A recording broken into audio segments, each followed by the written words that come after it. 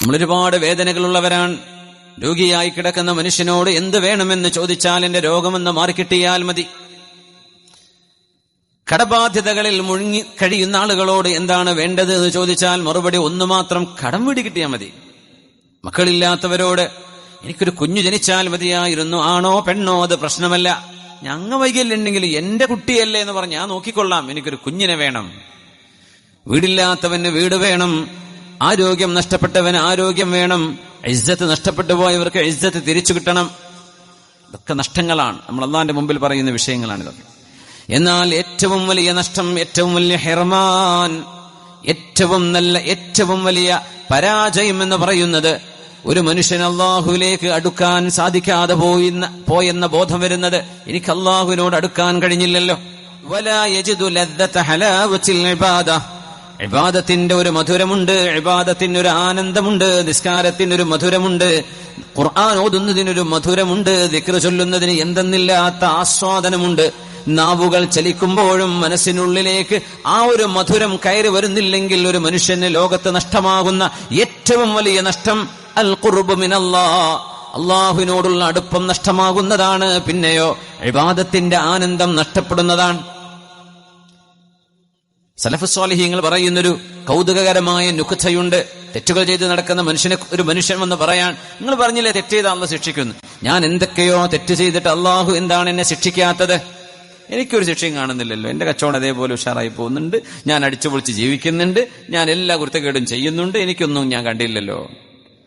അപ്പോഴാണ് നാദാഹു മുനാദിൻ, ഒരു അശരീരി കേൾക്കുകയാണ്, അമാ ഹുരിംത ലദ്ദതൽ ഖുർബി മഅല്ലാഹ്, അല്ലാഹുവിനോട് അടുക്കാൻ സാധിക്കുക എന്ന ഏറ്റവും വലിയ ആനന്ദം നിനക്ക് നഷ്ടപ്പെട്ടു പോയില്ലേ? അതാണ് നിനക്ക് ലഭിച്ച ഏറ്റവും വലിയ അദാബ്, വലിയ ശിക്ഷ അതാണ്. വയശീബുൽ മർഉ ഫിൽ ഇസ്ലാം വലം തുഖ്ബൽ ലഹു സ്വലാഹ്, ഒരു നിസ്കാരം പോലും സ്വീകരിക്കപ്പെട്ടതായിട്ട് ഇല്ലാതെ പോകുന്ന എത്രയോ ആളുകൾ മുസ്ലിമായി ജനിച്ച് നരബാധിച്ച് മരിച്ചു പോകുന്നവരിൽ കാണാം. ലം തുഖ്ബൽ ലഹു സ്വലാഹ്, ഒരു നിസ്കാരം പോലും അല്ലാഹു സ്വീകരിച്ചു കാണില്ല. ഇത് നഷ്ടമാണ്. ഈ നഷ്ടം നികത്താൻ കഴിയുന്ന നമ്മുടെ കൈപിടിക്കാനും അല്ലാഹുവിലേക്ക് കൊണ്ടുപോകാനും കഴിയുന്ന ദൗത്യമാണ് മഹല്ലിലെ പണ്ഡിതന്മാർ, ഖതീബുമാർ, മുദർരിസുമാർ, മുഅല്ലിമുമാർ, മദ്രസയിൽ അധ്യാപകന്മാർ, സദറുസ്താദ്, ഇവരെല്ലാം നിർവഹിക്കുന്ന, വഅദ് പറയുന്നവർ, ദീൻ പഠിപ്പിക്കുന്നവർ മുഴുവൻ ചെയ്യുന്നത് അല്ലാഹുവിലേക്ക്, പടച്ചതമ്പുരാന്റെ ഹളറത്തിലേക്ക് മനുഷ്യരുടെ ഖൽബുകളെ കൊണ്ടുപോവുക എന്ന വലിയ ദൗത്യമാണ്. അത് മാത്രം നടക്കാതെ ബാക്കി എല്ലാം നടന്നിട്ട് എന്ത് കാര്യമാണ്? وضرب الله مثلا للذين آمنوا امرأة فرعون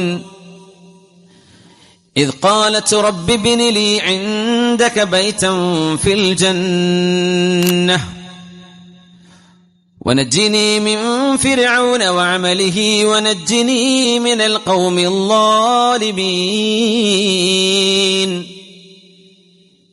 ومريم ابنة عمران التي أحصنت فرجها فنفخنا فيه من روحنا وصدقت بكلمات ربها وكتبه وكانت من القانتين.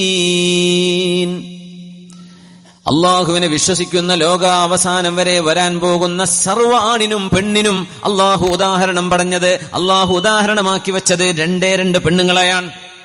ആണുങ്ങൾക്ക് ഉദാഹരണം പെണ്ണാണ്, പെണ്ണുങ്ങൾക്ക് ഉദാഹരണം പെണ്ണാണ്. അത് ആരാണെന്നറിയുമോ? ആസിയ ബിൻത് മുസാഹിം, ഫറോവയുടെ ഭാര്യയായി ജീവിക്കുകയും എന്നാൽ തൗഹീദിന്റെ മഹാനായ മൂസാ നബി അലൈഹിസ്സലാമിന്റെ റിസാലത്തിന്റെ പക്ഷം ചേർന്ന് ജീവിക്കുകയും ചെയ്തത് കാരണം ദാരുണമായ ഒരു അന്ത്യം സംഭവിച്ച മഹദിയാണ് ആസിയ ബിൻത് മുസാഹിം റളിയല്ലാഹു അൻഹാ.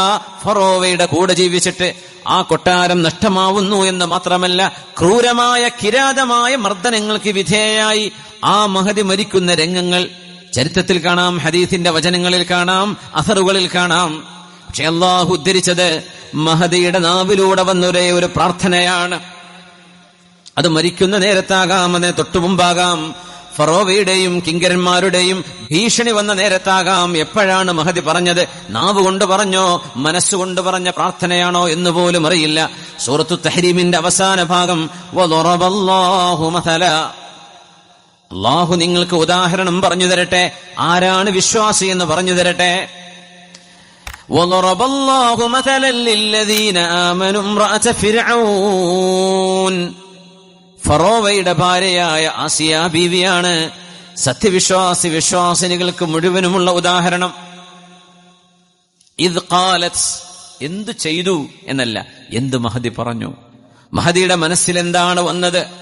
റബ്ബി ബിനി ലീ ഇൻദക ബൈതൻ ഫിൽ ജന്നഹ് സഅലത്തിൽ ജിവാറ ഖബ്ല അദ്ദാർ. റബ്ബി ബിനി ലീ ഇൻദക ബൈതൻ ഫിൽ ജന്നഹ്. പടച്ചവനെ, എനിക്ക് സ്വർഗം തരണേ എന്ന് മരിച്ചുപോയ എത്രയോ ആളുകൾ ഉണ്ടാകാം. എനിക്ക് സ്വർഗം വേണം റബ്ബേ എന്ന് പറഞ്ഞു പോയവർ എത്രയോ കാണാം. പക്ഷെ ആസിയ ബീവി ചോദിച്ചത് അങ്ങനെയല്ല. റബ്ബി ബിനി ലീ ഇൻദക ബൈതൻ ഫിൽ ജന്നഹ്. അല്ലാഹുവേ, നിന്റെ അരികത്ത് എനിക്കുണ്ടാക്കി തരണം ഒരു വീട് നിന്റെ സ്വർഗലോകത്ത്. അയൽപ്പക്കം ചോദിച്ചതിന് ശേഷമാണ് വീട് വേണമെന്ന് മഹദി ചോദിച്ചത്. ആരുടെ അടുത്ത്? അല്ലാഹുവേ, നിന്റെ അരികത്ത് എനിക്കൊരു വീട് വേണം. വീട് വേണം എന്നല്ല ആദ്യം പറഞ്ഞത്, നിന്റെ അരികത്ത്. റബ്ബി ബിനി ലീ ഇൻദക ബൈതൻ ഫിൽ ജന്ന. അതുകൊണ്ടാണ് മുഫസ്സിറുകൾ പറയാ സഅലത്തിൽ ജിവാറ ഖബ്ല അദ്ദാർ. വീട് വേണം എന്ന് ചോദിക്കുന്നതിന്റെ മുമ്പ് അയൽപക്കം എന്താവണം എന്ന് ചോദിച്ചു മഹദി റളിയല്ലാഹു അൻഹ. അല്ലാഹുവേ, നിന്റെ അരികത്തേക്ക് എന്ന ചിന്തയിലാണ് ആസിയ ബീവി റളിയല്ലാഹു അൻഹ ലോകത്തോട് വിട പറയുന്നത്. ഫറോവയുടെ കൊട്ടാരമോ ആർഭാടമോ നഷ്ടപ്പെട്ടാലും എനിക്ക് പ്രശ്നമല്ല റബ്ബേ, നിന്റെ അരികത്തേക്ക് എനിക്ക് വരണം. അല്ലാഹുവിലേക്ക്. മുഅ്മിനീങ്ങളുടെ ഉദാഹരണമാണ് ആസിയ ബീവി റളിയല്ലാഹു അൻഹ. നമുക്കെപ്പോഴും പടച്ചവനിലേക്ക് ഒരടി അങ്ങോട്ട് അടുക്കാൻ പറ്റുന്നുണ്ടോ? ഒരൽപ്പം അല്ലാഹുവിലേക്ക് ഇന്ന് ഞാൻ അടുത്തോ ഇന്നലത്തേതിനേക്കാളും? ഈ ചോദ്യം നമ്മളോട് ചോദിക്കണമെന്നാണ്. കുറേ നമ്മൾ വായിച്ചിട്ടുണ്ടാവാം, കുറെ അറിവ് കേട്ടിട്ടുണ്ടാകാം, പക്ഷെ നമ്മൾ പടച്ചവനിലേക്ക് അടുത്തിട്ടുണ്ടോ?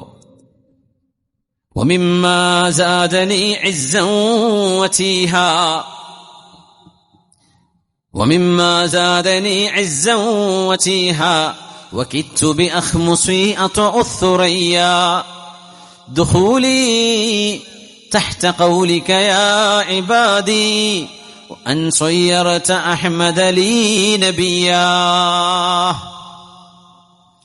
MLA നമ്പർ ഉണ്ട് എന്ന് പറയുമ്പോൾ ആളുകളുടെ അഭിമാനം എത്രയാണ്? മന്ത്രി എന്റെ ആളാണ്, CI എന്റെ ആളാണ്, SI എന്റെ ആളാണ്. എന്താ, അവരൊക്കെ വലിയ ഇൻഫ്ലുവൻഷ്യൽ പേഴ്സണാലിറ്റീസ് ആണ്, കാര്യങ്ങൾ നടത്തിത്തരാൻ കഴിയുന്നവരാണ്. ദുന്യാവിലെ മനുഷ്യന് വല്ല അസുഖം വന്ന വല്ലതും നടക്കോ? അധികാരം പോയ മന്ത്രിയായി, മുഖ്യമന്ത്രിയായും പ്രധാനമന്ത്രിയെന്ന് വിചാരിക്കുക, അധികാരം നഷ്ടപ്പെട്ട പിന്നെ ആൾക്കാർ മൈൻഡ് ചെയ്യോ? ഇല്ല. ആൾക്ക് എന്തെങ്കിലും ചെയ്തു തരാൻ പറ്റുമോ? ഒന്നും പറ്റൂല. എന്നാലും എന്തൊരു അഭിമാനത്തിലാ പറയാ, എന്റെ ആളാണ് CM, എന്റെ ആളാണ്, എനിക്ക് അടുത്ത ബന്ധമാണ്, ഞാൻ വിളിച്ചാൽ ഫോൺ എടുക്കും, സംസാരിക്കും. ആയിക്കോട്ടെ. ഒരു മുഅ്മിനായ മനുഷ്യന്റെ അഭിമാനം എന്താണെന്നറിയുമോ? وَمِمَّا زَادَنِي عِزًّا وَشَرَفًا وَكِدتُّ بِأَخْمُصِي أَطْأُ الثُّرَيَّا. ഭൂമിയിലൂടെ കാല് വെച്ച് നടക്കുന്ന മനുഷ്യനാണെങ്കിൽ തന്നെയും എന്റെ കാലിന്റെ ഉള്ളകം കൊണ്ട് ഉന്നത നക്ഷത്ര ലോകങ്ങളിൽ കാല് ചവിട്ടുന്ന പോലെ അഭിമാനം കൊണ്ട് ത്രസിക്കുകയാണ് ഞാൻ. രണ്ട് കാരണം കൊണ്ട്. നമുക്കൊക്കെ അഭിമാനിക്കാൻ പറ്റുന്നതാണ്. നമുക്ക് സമ്പത്തില്ലാതിരിക്കാം, വീടില്ലാതിരിക്കാം, കച്ചവടം നഷ്ടമായിരിക്കാം, മക്കളില്ലാതിരിക്കാം, മക്കളിലൂടെ, ഭാര്യയിലൂടെ, കുടുംബത്തിലൂടെ വീടിന്റെ ഉള്ളിൽ നിന്ന് ഒരു സന്തോഷം പോലും കിട്ടാത്ത അവസ്ഥകൾ വന്നിരിക്കാം. എന്നാൽ ദുഖൂലി തഹ്ത ഖൗലിക യാ ഇബാദി, എന്റെ അടിമകളെ എന്ന് അള്ളാഹു വിളിക്കുമ്പോൾ ഞാൻ അതിൽ പെട്ടുപോയിട്ടുണ്ടല്ലോ.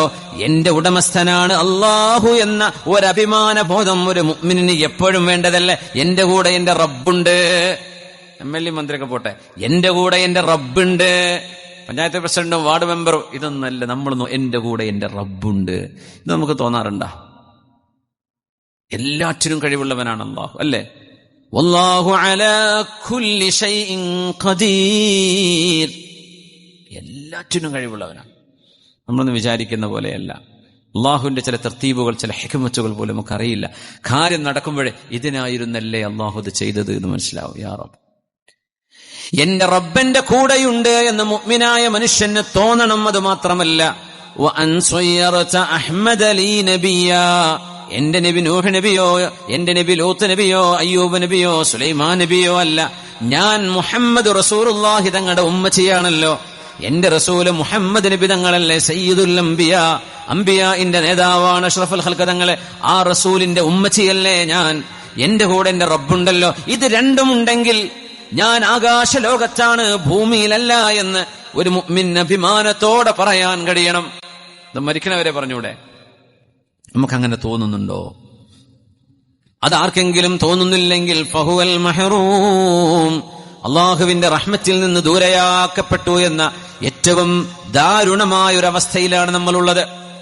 അള്ളാഹുവിന്റെ ഖുർബിലേക്ക്, പടച്ചവന്റെ ജിവാറിലേക്ക് കടക്കാൻ കഴിയാതെ പോയാൽ ഏറ്റവും വലിയ നഷ്ടമല്ലേ അത്?